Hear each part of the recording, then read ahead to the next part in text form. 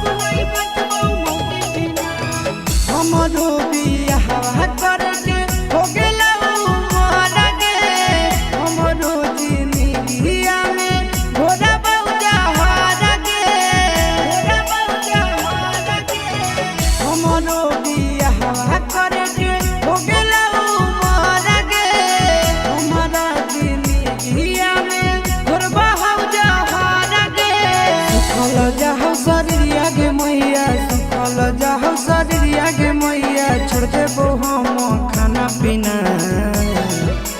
धीना धीना अब नहीं बचबो मौगी बिना धीना धीना अब नहीं बचबो मौगी बिना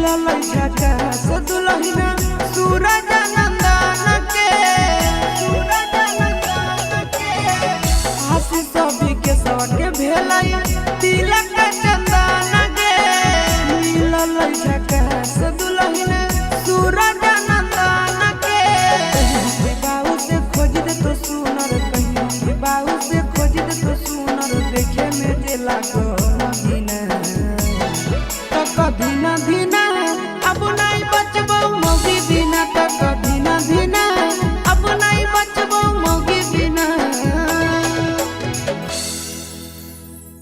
कर दे मोर जल्दी बियाह के मैया मुश्किल भलो हमर दिना धीना धीना अब नहीं बचबो मौगी बिना धीना धीना अब नहीं बचबो